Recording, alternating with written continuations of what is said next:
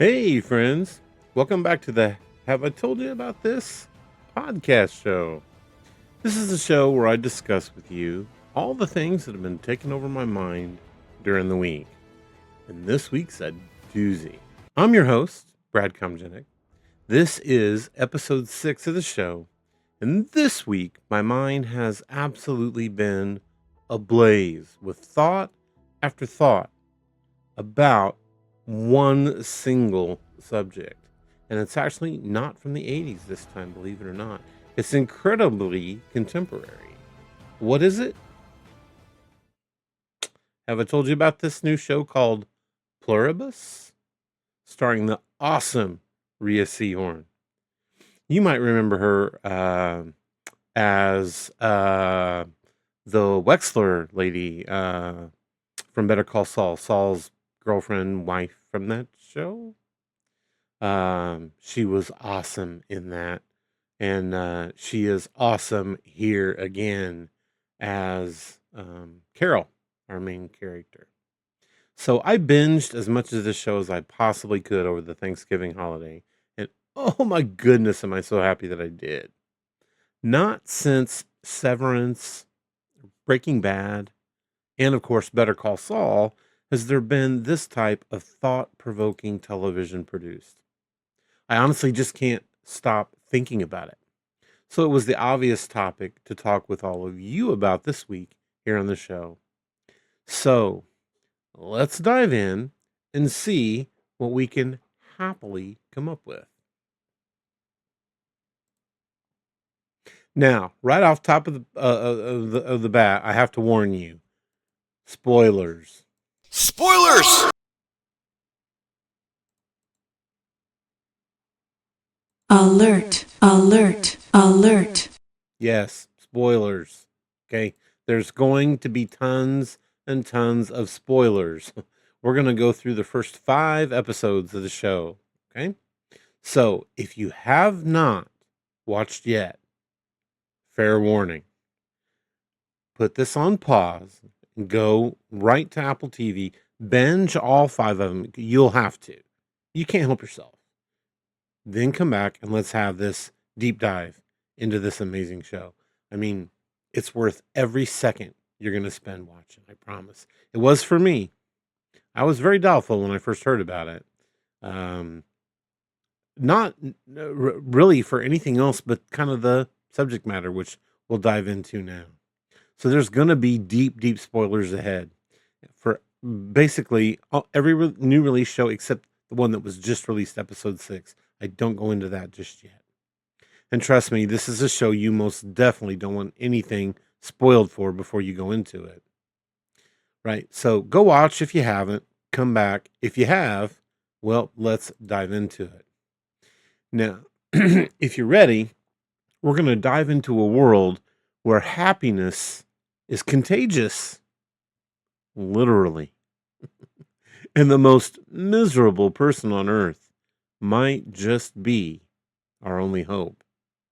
We're going to go episode by episode, theory by theory, and feeling by feeling. And yes, we're going to talk about Rhea Seahorn, the queen herself, and why her performance as Carol Sturka might finally just get her the Emmy she's deserved since Better Call Saul. All right, let's dive into episode 1.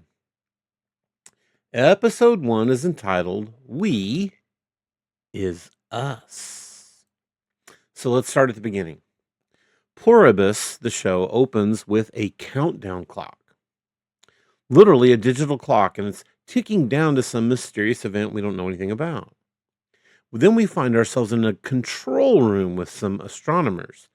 Very few, actually just one to begin. And he seems to have intercepted a signal from 600 light years away. But now, this isn't your classic take me to your leader alien message. No, not for Vince Gilligan. It's a sequence of tones, and after some frantic decoding, it actually turns out to be an RNA sequence, which is a recipe for a virus. Then we cut to Carol Sturka, played by the awesome and great Rhea Seahorn. She in the show is a wildly successful fantasy romance author, but she's absolutely miserable.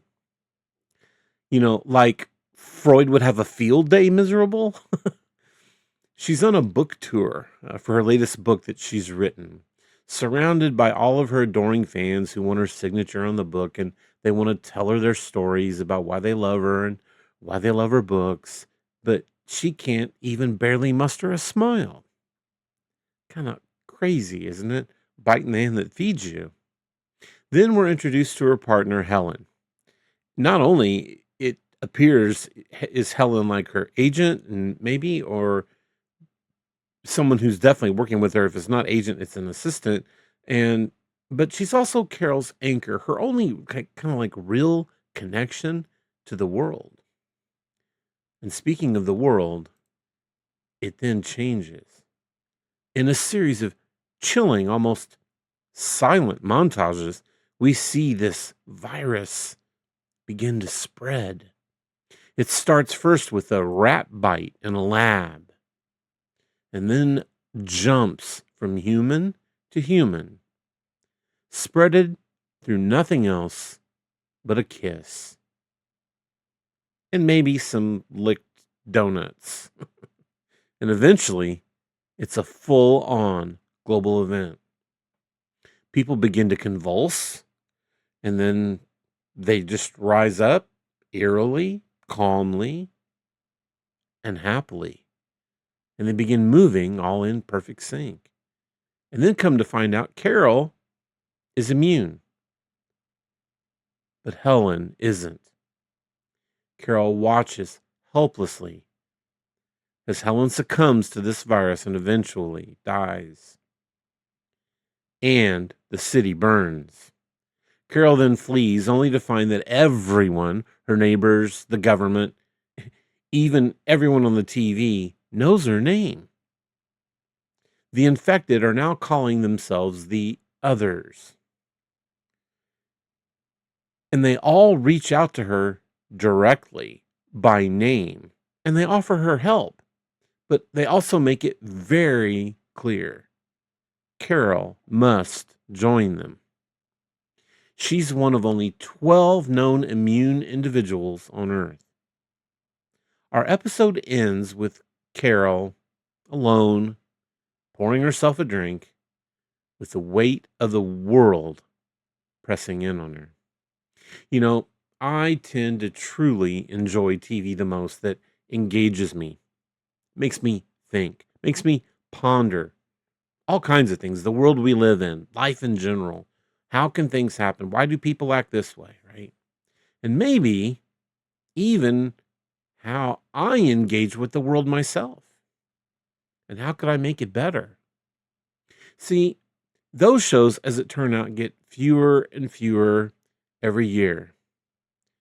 For every one show like this, we get 40 new housewife shows or another CSI. I thought we'd already hit every city in America with CSI, but I think now we're going into maybe townships. It's that crazy. Or we get a lot of Hallmark shows where happily, at least it seems to be happily married couple, go back to the wife's hometown during Christmas, and the local store's getting ready to go out of business, so she goes and helps them. It just so happens her old high school or college fling is the one that owns it, and then turns out she doesn't really love her husband, and they run off together. Hallmark. Look, I'm not knocking it. If you love it, love it. Love it, love it, love it. That's fine. Just not for me. I'm more for shows like Pluribus here. I always am going to have Survivor and quote unquote reality TV when I need mindless fun. But it's shows like Pluribus, Breaking Bad, Better Call Saul, Severance that take me onto the edge of my seat and a ride every week. And it really challenges me to think about what I'm seeing, what it could mean to me. I remember watching this episode late in the evening, And I kind of felt this creepy dread in the back of my mind. The way Vince Gilligan starts by shooting these empty streets and the synchronized movements of the others, and the way everyone wants to help Carol, no matter what. It's like a nightmare where everyone's smiling, but something is deeply, deeply wrong. See, this is all too good to be true. And you know what that means. When it seems too good to be true, it always is just that. I actually paused the episode halfway through to catch my breath and collect my thoughts. That's how hard it hit me.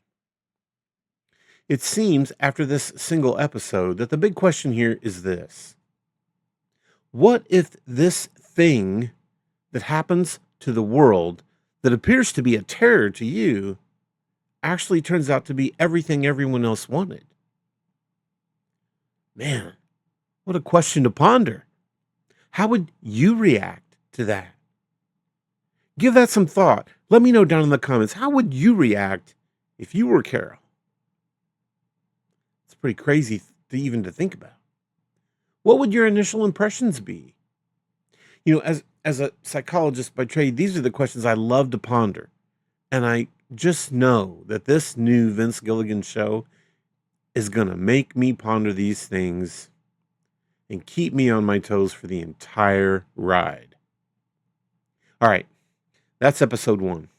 Let's go on now to episode 2, entitled Pirate Lady. Episode 2 begins with a global cleanup, if you will.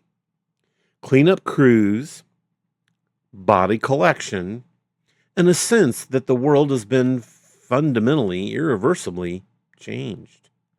We don't know for the better or the worse. It seems the worse. Well, then we meet someone.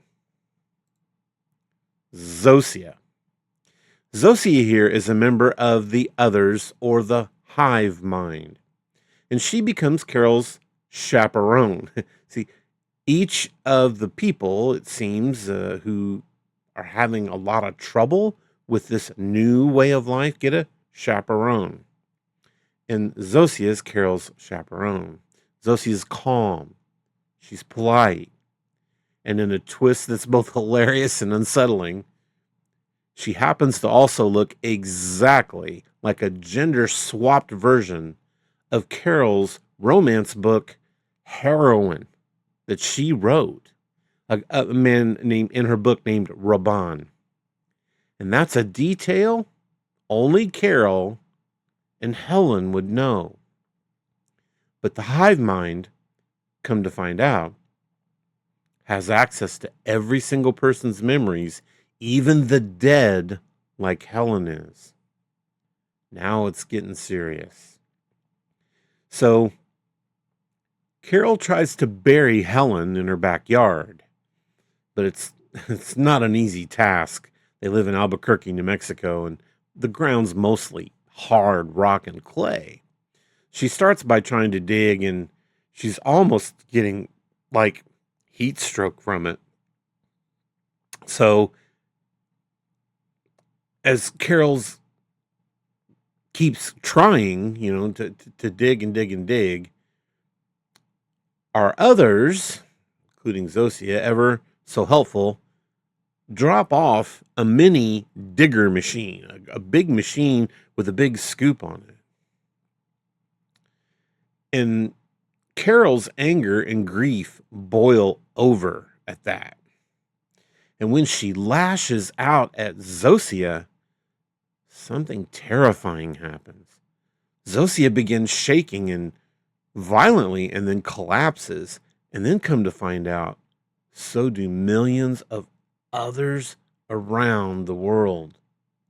You see, Carol's emotions shook the hive mind. They weren't prepared for that. And it caused a global seizure that killed over 11 million people. Now, I want you to think about this just for a moment. Imagine that if you got angry and said something that was a little cross to someone, that they would immediately go into a seizure, and maybe so might millions of other people and they might die. That, my friends, is a question to ponder. But the guilt for Carol is crushing. That was never her intention. Now it seems that she is going to have to, definitely needs to watch her mood swings because now it has global repercussions. So Carol is then flown to a place called Bilboa to meet the other English-speaking immune survivors. She asked to see the remaining people who survived, but yet did not turn like herself. So each has their own take on the world. One is content with how everything's going. Some are hedonistic. I'm looking at you, Kumba Diatante. And some, like Carol, are just desperate to find a cure. You see, the others are vegetarian, nonviolent, and they claim to be incapable of killing. But what's the cost of this peace, of this nirvana? Nearly 900 million people dead? Carol's outburst made her a pariah among the immune. And she's left more isolated now than ever. The episode ends with Carol actually stopping Zosia from having to leave with Kumba Diabante. See, the deal here was, again, these others live to please. They'll give you anything you ask for. And, well, this man asked for Air Force One, the jet, and they gave it to him. And then he asked for a harem of women, and they gave it to him. So when he sees Zosia here and finds her very attractive, he says, why don't you come join me? And she can't say no. So when Carol saw that, she initially got a little upset, got on her own plane to go back home. And then the guilt really hit her and said she should not be made to do something she doesn't want to do. And she can't help herself. So Carol runs back into the other plane and says, stop, you must come back with me. You're my chaperone. So she kind of saves her at the end there, kind of restoring a little bit of both Carol and maybe Zosia's humanity. You see, this episode absolutely just gutted me. We learned that Carol has this chaperone since she's immune, and the hive mind are trying to keep an eye on her, right? So again, we're introduced to Zosia, who seems to be able to do absolutely anything. We watch Zosia when she gets first introduced, and she can fly a plane, and there's like literally nothing like she can't do. In this episode, like we see, she gets on a digger, a big machine that a fairly complicated operate, just does it. Right? It seems like because they all share the same mind and thoughts and memories and stuff. Of course she would know how to do anything anyone else has done. That's scary. That also leads us to believe and see with our own eyes that anyone in this hive mind can literally do anything because they all share the same thoughts and the memories. Again, what a scary thought. See, there's now no limit to the hive mind and how far they'll go in order to please Carol. But as it turns out, Carol is the ultimate fed up person, right? And she simply does not want to be pleased by anyone. She's kind of been through too much in her life at this point. But they fly in the digger to help her. And we notice, again, Zosia immediately knows how to use it, which is pretty crazy. You wouldn't think she would. Then Carol again loses her temper when the hive mind reacts poorly, and then millions of them are killed because of it. The moment Carol realizes that her anger killed millions, it's like the show is saying this: hey, congratulations, you wanted to feel something real. Here's the cost. I had to sit with that for a while. I have to be honest. It's kind of a moral gut punch that Vince Gilligan loves to deliver in his shows. Carol then asks to meet with all the remaining immune people, and she expects to find people like herself who just want the world to go back to the way it was. But that's not the case. Instead, she finds these people are taking advantage of the situation to their benefit. Good old Kumba Diamante. It seems, it says, now that the president's passed, I'll take Air Force One. And they just happily give it to him. And not to mention the beautiful harem of women that were at his beck and call as well. Clearly, he's not interested at all in making things go back to the way they were. He's so hedonistic again that when Zosia appeared, he instantly just wanted to make her part of the harem. Carol initially, like I said, ran away at that when that happened, but her conscience got the best of her, and she actually ran back to save Zosia. Man, this world is kind of absolutely crazy, and it makes you all at once kind of mad at Carol for her overreactions, but until you put yourself in her place, and then her actions make sense to you, because we're all just human. Sometimes we're going to lose our temper. So what is the true price these people are going to have to pay for this ultimate happiness that they seem to have forced upon them? Especially when the hive mind have made it clear they're working day and night, 24/7, to find out how to make these 12 people a part of them. That is chilling indeed. All right, episode 3, Grenade. What a title. Episode 3 slows things down a bit, but the tension ratchets up. We get a flashback to Carol and Helen in Norway in what looks like some kind of hotel room made of ice. But, they lovingly watch the Northern Lights together, and it's a kind of a rare moment of beauty and connection. And in the present, Carol tries to reach out to other immune survivor who's in Paraguay. He was the kind of the last person that they said they found who was immune. And he turns out to be hostile. And when she reaches out to him by phone, he just assumes she's one of the others who keep bothering him. So they have a cussing match at one another. The guy seems like he's truly hardcore, though. The others try to keep bringing him meals and leave it at his fence, but he uses a stick to literally push it over onto the ground. But they just keep coming every day and clean up that mess and bring him a brand new meal. Weird. And back home, Carol's just frustrated by the others' relentless helpfulness.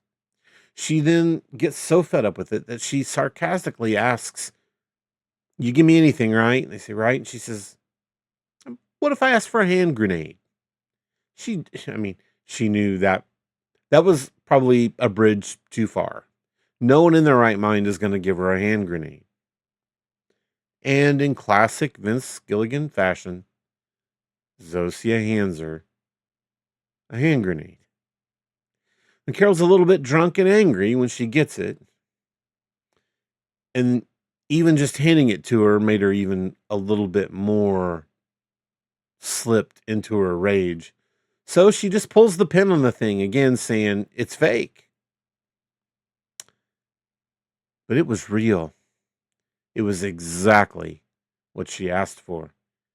So Zosia comes flying in, grabs the grenade, throws it outside, and jumps on Carol. Get Carol safe, and she's out of the way. Zosia is badly injured in the process. She's taken to a hospital. And at the hospital, Carol again tests the limits of the hive mind's agreeability. Funny enough, what appears to be, how when you're at the hospital and you're waiting for someone, the doctors come out and they speak to you. So a very young man in a DHL, the package delivery company shirt, comes out, and he appears to be the doctor. and tells her about Zosia and what's happening and everything else. And, Carol engages him in conversation, but, she tells him, look, I asked for a hand grenade and you gave it to me. And he went, you asked. And she says, great. What if I asked for an atom bomb? Here, what really, really made me laugh out loud was the fact that this doctor, who was a young man, came out to talk to her again, wearing a DHL package delivery shirt. He shows us that every single hive minder has the ability to do literally anything they need to. Not many DHL drivers can do surgery. Clearly, this kid can. When she asked him for the hand grenade, he tells her, it's not really safe, Carol, to have such a thing. And he'd rather not do it. She's thinking, finally, they're coming to their senses. But what was his answer? Yes, I'll give you one, if you insist. Carol realizes then that they cannot say no, they cannot lie, and they are dangerously eager to please. Then it strikes her. She starts to see a way to manipulate him. But at what cost? You see, at first again here, I had to laugh out loud at the grenade scene. Surely there's no way they're going to give her a grenade, right? No way. Absolutely. But then I felt sick at my stomach when she pulled the pin. Zosia grabs it, throws it out the window, and then explodes. I'm like, no, they're serious. Oh my gosh. You have to be careful what you say and what you ask for. It's darkly funny, but it's also terrifying. The idea that the others would give Carol anything, even a weapon of mass destruction in an atom bomb, just to make her happy? That's not kindness. That's a system with no brakes. At this point, the obvious nagging question is, why on earth are they bending over backwards to give people what they want? But only the people that didn't fall prey to the virus. They want to please them, even though they're hurting the others in the process.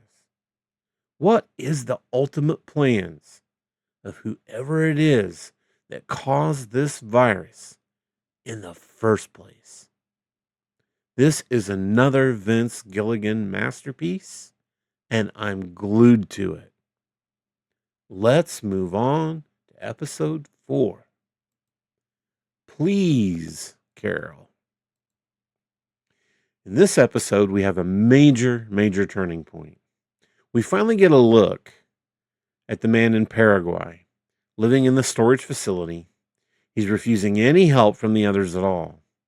Carol's back home. She starts compiling a list of what she knows about the hive mind. Again, they cannot lie. They're eager to please. They cannot kill. And they always have to tell the truth. They have to be honest, sometimes brutally so. So Carol visits Zosia in the hospital, just desperate to know. See, the others, the hive mind, call it, when you fall prey to this virus, they call it the joining. And they let her know that. So Carol says, is the joining reversible? She asks Zosia that. Zosia dodges the question. She kind of like the DHL guy did. Well, that the atom bomb's really not something you should have. I'd really rather not give that to you. And Zosia's like, God, Carol, I'd really rather not tell you. So Carol just takes matters into her own hands once again, literally. She steals sodium thiopental. That's better known as truth serum. Then she goes home and she tests it on herself. She points her camcorder. Obviously, this is not set in modern day because she's got this old camcorder, but she points the camcorder at herself, injects herself with the stuff, and in a scene that's both hilarious and heartbreaking at the same time because of some of the things that she says there. Then she decides it works. You have to tell the truth. So she takes it to the hospital and takes Zosia out for a walk. And with Zosia not paying any attention, Carol injects her IV line with this truth serum. And then Zosia's connection to the hive mind actually fades a little. So Carol begins to press her for the answers. You have to tell me the truth. You have to tell me. And at that point, Zosia goes into cardiac arrest, falls out of her wheelchair onto the ground. And now the others, like a swarm of bees, circle around where they're at outside the hospital. And they all begin to chant, "Please, Carol. Please, Carol." Is that, "Please, Carol, stop"? Or is it, "We must please Carol"? You see, this show plays with you. "Please, Carol." And there's Zosia going into cardiac arrest. The episode ends on a cliffhanger. Will Zosia survive? Has Carol finally gone too far? To me, it also seemed like it was just a little bit too easy for Carol to just simply wander around the hospital, where they keep all the drugs, just wander in there by herself. So either the others just don't care what she does, or else they're very busy working on that way to make Carol one of them. I guess we'll see what's about to happen. You see, this episode kind of hits close to home. The reveal also happened in this episode that Carol, when she was younger, was sent to conversion therapy as a teen.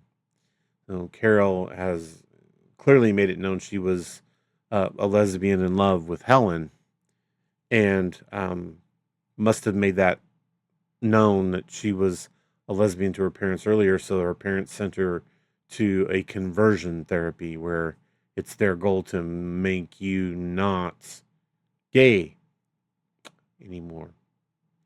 Forced to change who she was, basically. That explains so much about her resistance to someone telling her what they can and can't do, like the hive mind is.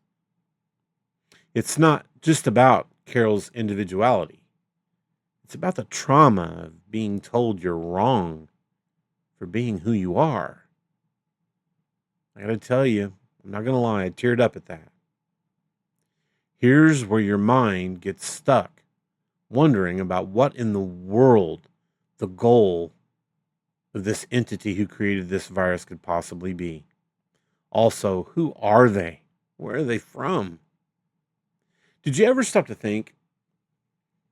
Also, are there any people that you know personally who would just gleefully give in and join the others? Give up their individuality and freedom for what looks like the easy life? Let me know in the comments if you do. I know I do. I know plenty of people who would just give in. Their individuality right out the window, their freedom right out the window for what looks like the easiest, simplest life. Okay, now we are going to move on to episode 5. Got milk? Episode 5 is almost a one-woman show. The others are now hurt by Carol's actions, talking about asking for a bomb, hurting Zosia. So, while Carol's asleep, everyone leaves. They leave the city of Albuquerque. Gone. They clean out the grocery store. They take everything. Gone. And they only communicate through recorded messages and drones with Carol. So Carol's always been able to just pick up the phone and dial a few numbers and get to this helpline. And they always say, "Hi, Carol, what can we get you?" But this time it's, "Hello, Carol. This is a recorded message. After everything that's happened between you and us, we need a little space. So we've gone away. Leave what you need after the message, and we'll see if we can get it for you." And basically, it goes back and forth. They send drones in, like Amazon. One of these days will also be doing. I know they're testing this now, where a drone comes and drops off the package at your house and then just leaves. But it has to be below a certain weight. Smaller packages they can handle right now. So now Carol's all alone, truly, truly alone for the first time since the joining happened. And at first, she absolutely revels in it. She's dancing in her empty house and she's recording messages for all of the other immune people. But of course, loneliness quickly, as it always does, becomes unbearable. Carol notices something strange as well. The trash seems to be full of empty milk cartons. Going back an episode when Zoshia was at the hospital, she was drinking milk out of a colored carton, as she was recuperating. We've seen a lot of other people drinking milk as well. But the milk, Carol finds out, is actually a strange, oily liquid. She investigates, tracing the cartons back to a local dairy, then to a food processing plant. And there, she discovers a horrifying secret. Something is under a tarp in cold storage that has left her breathless. And that's where the episode ends, on a cliffhanger, with all of us, especially me, wildly speculating what Carol found underneath that tarp. The first thought is, it's people. Is the hive mind consuming the dead? Is that why they gather them all up? Is this a Soylent Green situation? The clues are there, but Gilligan isn't giving us any answers just yet. I was absolutely yelling at my screen, "Don't go in there, Carol." The sense of dread was off the charts, and the symbolism also. Earlier in the one of the episodes, these wolves go into the backyard, Carol's backyard, and start digging up Helen's grave. Carol had to fight to protect Helen's grave, and also she was grieving and also losing her humanity. It's just also layered, this show. I have not been this unsettled by a show, since Severance went off, and before that, Better Call Saul, Breaking Bad, Lost, right? It's just kind of absolutely crazy. So let's talk a little bit more about characters and theories and everything else about the show. We've done the rundown now. Let's talk about our girl, Carol. Carol Sturka, the most miserable person on earth. She's not your typical hero. She's prickly, she's sarcastic, and can often seem unlikable. The first episode, I didn't care for her very much, especially when she was crapping all over her fans who were there just to get a book signed and tell her how much they liked her. But she's also deeply wounded, as we find out. And friends, that tends to be the way the world is. Many, many people smile through grief. We think everything's fine, but on the inside, they're Carol. Carol's been a survivor of conversion therapy. She lost her love, her partner. And she's a writer who hates her own success. Her misery is her shield. It's kind of how she keeps immune.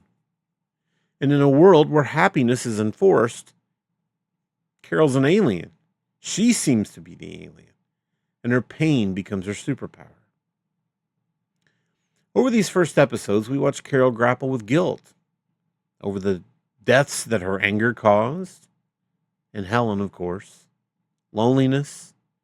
She's the last real human left in Albuquerque, and the temptation to give in to the hive mind's seductive peace. She tries to connect with the other immune, but finds little comfort. She experiments with manipulating the others, but absolutely recoils at the moral cost. Her journey is one of self-discovery and grief. And who knows, by the end, hopefully, redemption. It's easy to see much of yourself in Carol. The fear of losing what makes you unique. The struggle to connect with others. The temptation to just go along to get along. Watching her fight, even when it hurts, is both inspiring and it's heartbreaking. Let's talk a little bit about Zosia and the joining. Are these people more than villains? See, Zosia is played by a wonderful woman named Carolina Wydra. And she is the face of the others, the hive mind. She's calm, compassionate, and utterly convinced that this joining is a gift. But she's also a victim. Her individuality has been erased, her memories shared with the world, her will subsumed by the collective. The show resists making her a villain. Instead, Zosia becomes a mirror for Carol, reflecting both the dangers and the comforts of belonging. The joined or others are not evil. You say, but they have to be. Well, they're incapable of violence, they're incapable of lying, and they genuinely just want to help everyone. So it seems. But their peace does come at a cost. The cost of individuality, dissent, and arguably your very humanity. The show forces us to ask, is it better to be happy together or miserable alone? I find Zosia fascinating. She's both sympathetic and unsettling. The scene where she drinks from the milk carton in the hospital, recovering from Carol's truth serum, is one of the most quietly devastating moments in the series. You just don't know what to do with yourself. You feel for this person. But you also wonder, who is this person? And then you've got people like Kumba Diamante and the other immune. Kumba's a wild card. He's a hedonist who exploits the other's agreeability for his own pleasure, obviously. He's not interested in saving the world. He just wants to enjoy the perks of being immune. The other survivors each represent different responses to this new world. There's acceptance, and some have denial, and some resistance, and in some cases, just a desire to gleefully and mindlessly join the hive mind. Their interactions with Carol show the show's central tension. Is resistance of the hive mind noble? Or as Star Trek says, is it it's futile? Is assimilation a betrayal, or is it a mercy? Now, ever since I finished watching the show, of course I went online to see what all the talk has been. What do people think's really going on with the show? I've spent a lot of time in Reddit and on the Pluribus Discord. And the theories are flying fast and furious. So let's talk about some of them, because this is fun stuff. I mentioned Soylent Green earlier, and there's a Soylent Green theory. After episode 5's cliffhanger, the leading theory is that the others are actually consuming the dead, recycling human bodies into this mysterious liquid found in the milk cartons, the oily substance. What's the evidence here to this? We see there were early scenes of them collecting up all the dead bodies. They have an intense focus on efficiency. And well, wouldn't it be efficient not to have to bury the dead, but instead eat them? Takes up less space, right? Less work. Then they have these reuse posters all over the supermarket. And then even that oily, flavorless liquid itself. You see, some fans argue that this is a pragmatic solution in a world where traditional food systems have now collapsed. I mean, friends, very few people are farming right now. As a matter of fact, where Carol is, there's no one in Albuquerque. Oddly enough, the show shows us that she says, it would make me happy if you put everything back in the grocery store. And they literally do. It shows everyone coming in. There's semi trucks that come in, people come in from all over the place. They restock everything. They see Carol at the doors and they say, "Hey, Carol," and they put everything back where it was so she can go shopping. I have to admit, when I saw Carol's reaction in the cold storage room, as soon as she lifted that tarp, my mind went straight to Soylent Green. That's people, and they're either eating them or they're using them one way or another. But the show complicates things. See, the others can't kill. They're vegetarian by choice. And they seem genuinely horrified by any kind of violence. It can't be cannibalism. Maybe survival? Do they see it as evil or efficiency? Next up, we have what's called the Twilight Zone connection. Some eagle-eyed fans have noticed that Carol's last name, Sturka, is a direct nod to William Sturka from the classic Twilight Zone episode, Third from the Sun. You see, in that story, the Sturkas escaped a doomed planet, only to reveal at the end that they're heading to Earth. Could Carol be a descendant of these aliens? Is her immunity genetic?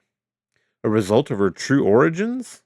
Is the virus a message meant for her specifically? That's the Twilight Zone connection. I kind of like that theory. I mean, it's less pragmatic than Soylent Green, but it does add a whole new layer to the show's exploration of identity and belonging. If Carol's the alien, does that make her more or less human? Is she the key to reversing the joining, or is she just another outsider? Now, next up, we have the AI theory, artificial intelligence theory. Many critics and fans see the hive mind as an allegory for artificial intelligence. A collective conscience and consciousness that promises peace and efficiency and the elimination of conflict, but at the cost of individuality, agency, and creativity. Also, eagle-eyed people who actually watch all the credits of the show notice that the final line of the show says this show was made by humans. That's a disclaimer in the credits, and it's a not so subtle jab at our current anxieties about AI and how many television shows, movies, everything these days is actually made by AI and technology's role and how it's going to shape our future. This theory hits home. The idea that we might willingly surrender our freedom for comfort, that we might choose to be quote unquote happy, even if it means losing ourselves, is both timely and terrifying. All right, so much for theories. Let's talk about the hive, the joining, and the other's end game. Many fans are speculating that the hive mind's ultimate goal is to reach out to the source of the original RNA signal, the extraterrestrial intelligence that sent the virus. See, with humanity totally unified, the next step might be to join with other worlds, other civilizations, and spread the joining across the entire galaxy. Others wonder if the hive mind will just self-destruct without the immune to help define boundaries for it, or if it would eventually seek to just assimilate Carol and the others simply by force if they can't figure out a peaceful way. You see, this show's playing the long game. Every episode raises new questions. Questions about the purpose of the joining, the nature of the virus, the fate of the immune. And I, for one, can't wait to see where it goes. There's a lot of themes and identities, theories, and motives that run through this show. Identity and one's self is a big theme. At its core, Pluribus is a meditation on identity.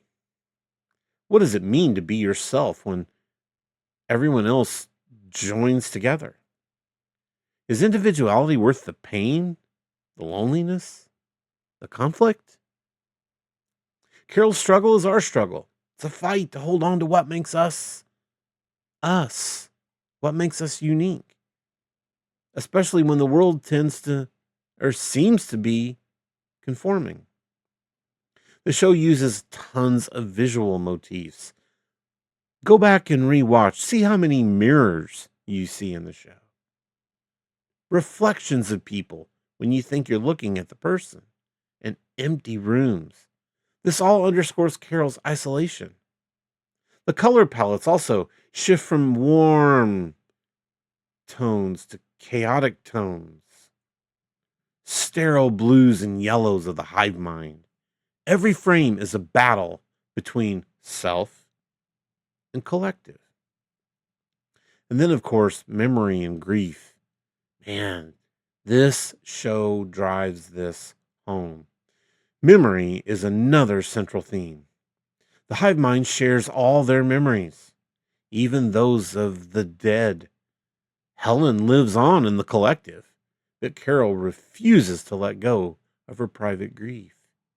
And she even demands that the others forget Helen, insisting that her pain, Carol's pain, is hers alone, and it's not for them to share. This show asks this question: is it better to share our burdens or carry them by ourselves? Is grief a wound, or is it actually a badge of humanity? This show makes you think about morality and do the ends justify the means? The moral questions in Pluribus are relentless. Is it right to sacrifice individuality for peace? Is Carol's resistance noble or selfish? Is the hive mind's efficiency a virtue or a terror? The show refuses any easy answers. It instead forces us to confront the messy, painful reality of a moral choice. One of the most chilling moments for me comes when Carol realized her anger killed millions of people. The others, for all their faults, are incapable of violence. She killed non-violent people with her anger. But their peace is built on a foundation of death and erasure. The show again asks, do the ends justify the means? Or is the process, the struggle, the descent, and the mess what really makes us human? Also, you'll find faith and search for meaning at the heart of the show. Faith, both religious and existential, runs through the series. The hive mind is almost a religion, a promise of salvation, a surrender to something greater. Carol's resistance is a kind of faith too, a belief in the value of suffering, of individuality, and of soul.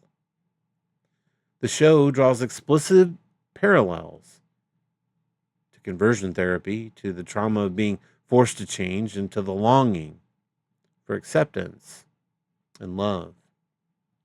So let's shift a little bit. This has all been a little heavy. Let's bring it down a little bit. Talk about some fun stuff, right? If you're a Vince Gilligan fan of any of his shows, you'll watch the show for details. Pluribus is packed with Easter eggs, callbacks, and visual clues. Let's start with the Breaking Bad and the Better Call Saul connections. So if you paid really close attention when the airplanes were shown, any airplane that's been shown so far, they're called Wayfarer Airlines.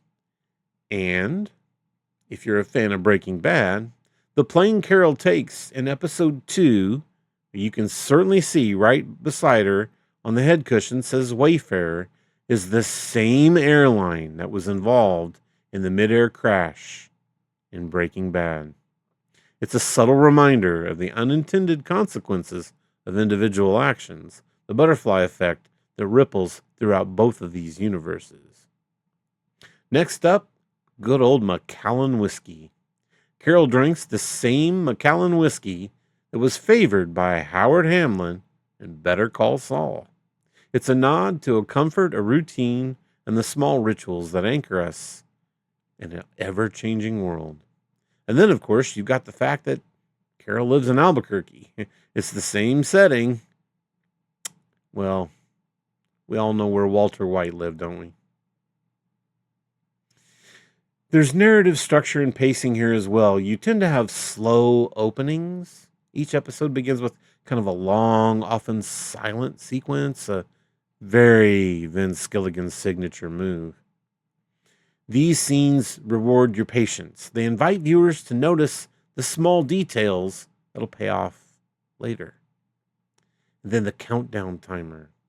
The show's timer initially counts down to the joining, but now it's counting up to who knows what as this new era begins. It's a metaphor for humanity's obsession with progress and the loss of purpose once happiness is actually achieved. Let's talk a little bit just about Rhea Seahorn, right? To me, she's one of the finest actresses we have. If you loved her as Kim Wexler in Better Call Saul, you know she's a powerhouse. But Pluribus gives her a whole new canvas.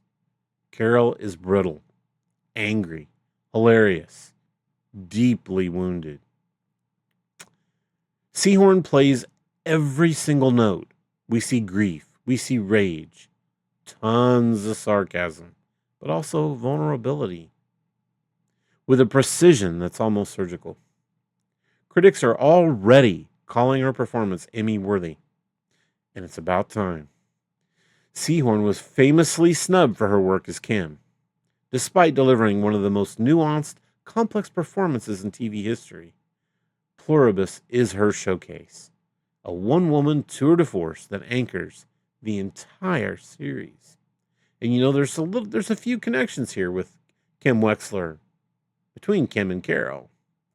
Both Carol and Kim are very independent. They're career-focused women navigating morally ambiguous worlds.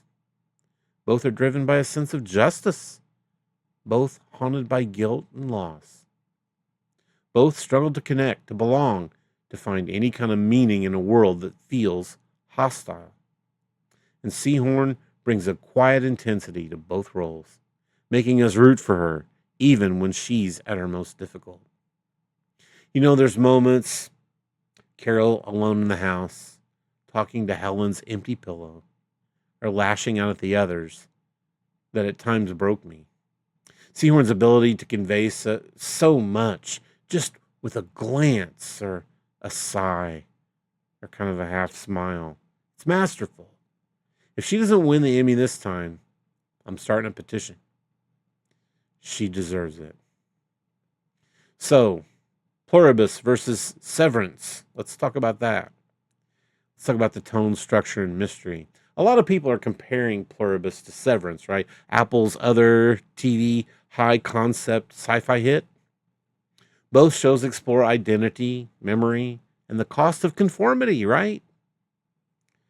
Both feature protagonists who are depressed, grieving, and struggling to find meaning in a fractured world. But there are key differences. Severance is just a classical mystery box, slowly doling out clues, keeping viewers guessing about the true nature of Lumen Industries. Pluribus, by contrast, lays all of the rules out on the table early. The science, the mechanics of the hive mind, the stakes. They're all clear from the start. The mystery isn't what's happening, but why? What does it mean? Severance is claustrophobic and corporate and surreal. Pluribus is expansive, philosophical, and quietly devastating. Both shows use silence, pacing, and visual motifs to build tension, but Pluribus is less interested in puzzles and more interested in your emotional tearing at your heartstrings. I love both shows, but Pluribus hits me in a different way than Severance. It's less about solving a mystery and more about wrestling with the big questions. Who am I? What do I owe to others? And what am I willing to sacrifice for peace? Now, I love the show. We've gone through it as much as we can. What is everybody else thinking about the show? What's the hubbub out there? What's the rumors and speculation, and what are people thinking? Well, Pluribus has been a critical darling. It has a 98% rating on Rotten Tomatoes as I make this video, and a universal acclaim for Seahorn's performance, and of course, Vince Gilligan's masterful writing and directing. But it's also polarizing. Some viewers find the pacing slow, the protagonist unlikable at times, and the plot too thin. Others see it as a masterpiece. I'm one of those. A slow burn meditation on the human condition. The show has sparked fierce debates online about spoilers and morality and the nature of happiness. Some fans have even ended friendships, at least online friendships, over the spoilers, a testament to how deeply the show resonates. A little bit I get the complaints about the pacing. There are long stretches where it might seem like, well, nothing's happening. But that's the point. The show wants you to sit with the discomfort. It wants you to feel Carol's isolation, to question our own need for constant stimulation. We always have to have these things on all the time. What happens when it's not there? The show isn't for everyone, I know, but for those willing to go along for the ride, it's unforgettable. So why does Pluribus matter? Well, because it asks questions we don't want the answers to, and it forces us into the answers. What if happiness isn't the answer? What if peace comes at too high a price? What if the only thing that makes us human is our capacity for pain, for dissent, for messiness, and inconvenient individuality? It's a show that rewards patience, empathy, and a willingness to be uncomfortable. It's a show that trusts its audience to wrestle with ambiguity, to find meaning in silence, and to see themselves in Carol, a woman who refuses to be assimilated. And maybe most importantly, it's a show that reminds us that being human is hard, oftentimes lonely, and really oftentimes painful. But if you look hard enough, it's also beautiful, necessary, and worth fighting for. All right, friends, that's it for this episode of Hey, have I told you about this? If you're watching Pluribus, I'm almost begging you. Please go down to the comments. Let me know your theories, your reactions. What are your greatest moments of shock and awe in this show? Hit me up in the comments. Let's have some long discussions about this awesome show and all the questions and dilemmas that I brought to light in this video. And if you haven't watched it yet, well, I hope I didn't spoil too much. But honestly, this is a show that's kind of impossible to spoil. You have to feel it for yourself. So, would you do me a favor? Would you please like and subscribe to the show and watch Pluribus. Also, if you just go down to the comments, let me know. Talk about the show, but also let me know if you're enjoying this show. If you've got ideas for how I can make it better or why you don't like it if you don't like it. Would you recommend it to other people? Have you recommended it to other people? Look, maybe you even have subjects you might want me to ponder and come and talk about with you. I'd be happy to do that as well. You can always leave that in the comments as well. So, friends, let me leave you with this. Until next time, stay curious, stay human, and remember, sometimes the only way to save the world